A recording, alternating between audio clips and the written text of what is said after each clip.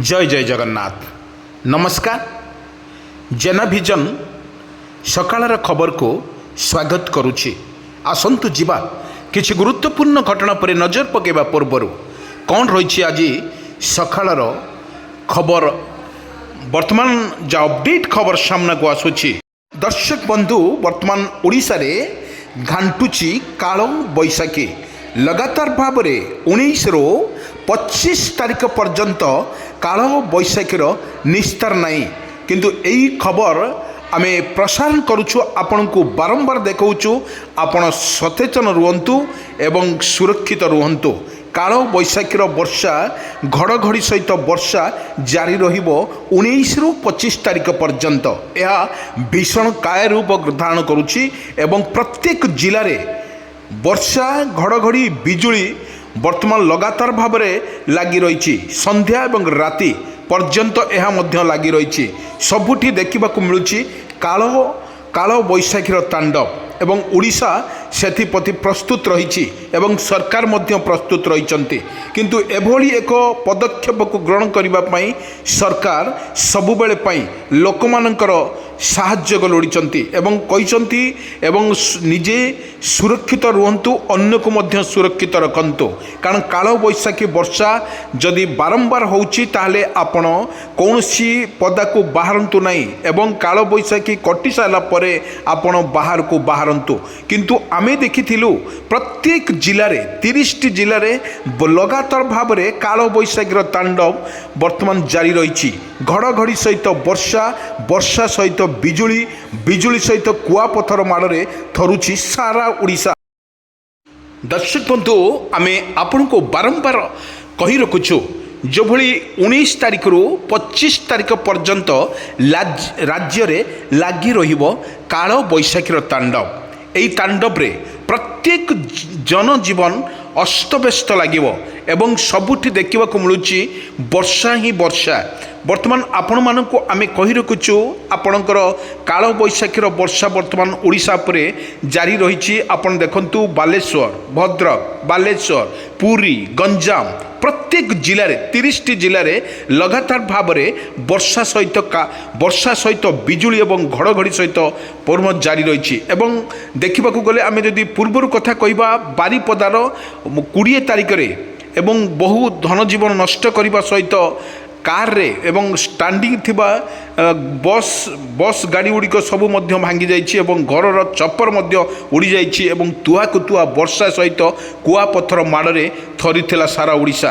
किंतु एभली एक परिस्थिति पुणी आज काली भद्रक जिले में प्रबल वर्षा मध्य रही एवं काल बैशाखी वर्षा मध्य जारी रही। किंतु आज देखा मिलूँ संध्या बेलू सका संध्या पर्यंत तुहा कुतुहा वर्षा सहित पवन बेग अधिक रोथार जनापड़ी।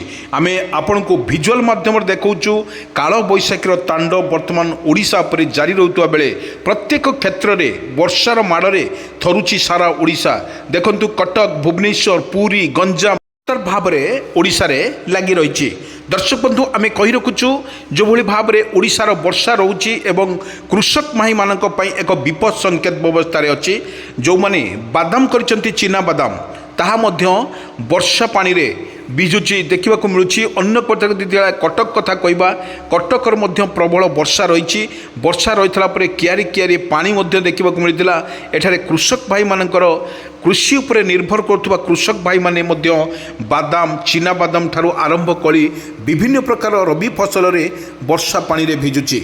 एमे आमे आपण को विजुअल देखाऊँ। ये हूँ भद्रक जिलार एक दृश्य आ बालेश्वर जिलार एक दृश्य आ बारिपदार एभली दृश्य होची लगातार भाव में वर्षार देखंतु वर्षा किपरि तांडव रचुची एवं ओडिशा रे किपरि वर्षार तांडव रचुची एवं काल बैशाखी वर्षा अदिनिया वर्षा भांगी देइछि चाषीर मेरुदंड। चाषी एक प्रकार लस होइबाको लागिछि एवं जो भली भाव में वर्षा लगी रही ओडिशा रे ताहा आपन को सीधा सड़क स्पष्ट चित्र माध्यम रे आमे आपण मानकु देखाऊँ। आपण देखंतु किपरि वर्षा रोची आमे विजुअल देखाऊँ। ये होची वर्षा काल बैशाखीर तांडव सबुठी देखा मिलूँ जलबन्न एवं सबुठी घड़घड़ी बिजुली। किंतु आज संध्या बेले देखा मिलता भद्रक रे इमिति एक परिस्थिति सृष्टि होता ସବୁଠି ବର୍ତ୍ତମାନ ଦେଖିବାକୁ ମିଳିଛି ପାଣି ହିଁ ପାଣି ଏବଂ ବିଜୁଳି ସହିତ ଘଡ଼ଘଡ଼ିର ବର୍ଷା ମଧ୍ୟ ଜାରି ରହିଥିଲା। ଏମିତି ଏକ ଦୃଶ୍ୟ ଆମେ କଏଦ କରିଥିଲୁ ଭଦ୍ରକ ଡିଷ୍ଟ୍ରିକ୍ଟରେ ଆମେ ମଧ୍ୟ କଏଦ କରିଥିଲୁ। କିଛି ମୁହୂର୍ତ୍ତରେ ଆମେ ପୁଣି ବାରିପଦାରେ ଆପଣଙ୍କୁ ଭିଜୁଆଲ୍ ଦେଖାଇଥିଲୁ, କିଛି ବାଲେଶ୍ୱରରେ ମଧ୍ୟ ଭିଜୁଆଲ୍ ଦେଖାଇଥିଲୁ। ଇଏ ବର୍ତ୍ତମାନ ଲଗାତାର ଭାବରେ ରହିଛି, ତାହା ମଧ୍ୟ ସରକାରଙ୍କ ତରଫରୁ ମଧ୍ୟ ପ୍ରସ୍ତୁତ କରାଯାଇଛି। ପ୍ରତ୍ୟେକ ଜିଲ୍ଲାପାଳମାନଙ୍କୁ ମଧ୍ୟ ସତର୍କ କରାଯାଇଛି।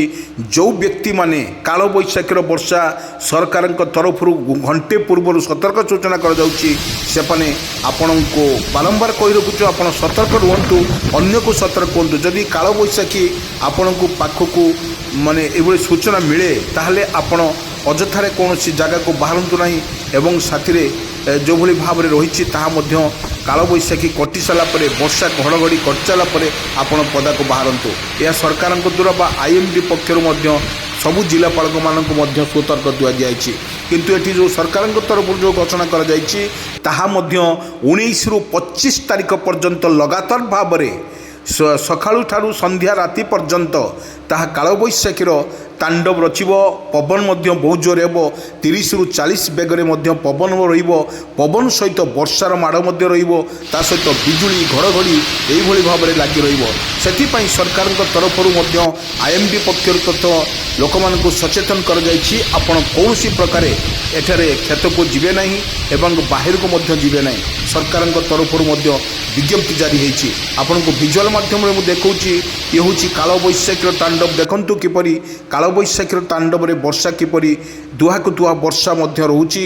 ଓଡ଼ିଶାର ବର୍ତ୍ତମାନ ସମସ୍ତଙ୍କ ପାଇଁ ଆଶ୍ୱସ୍ତି ଖବର ଆସିଛି, କାରଣ ପୂର୍ବରୁ ଆମେ ଦେଖିଥିଲେ ଯେଉଁଭଳି ଖରା ରହିଥିଲା ଏବଂ ଗରମ ରହିଥିଲା, ଗରମ ସହିତ ଝାଞ୍ଜି ପବନ ବହୁଥିଲା ଏବଂ ତାହା ମଧ୍ୟ କିଛି ଆଶ୍ୱସ୍ତ ଖବର ଆଣିଛି କାଳବୈଶାଖୀ ବର୍ଷା।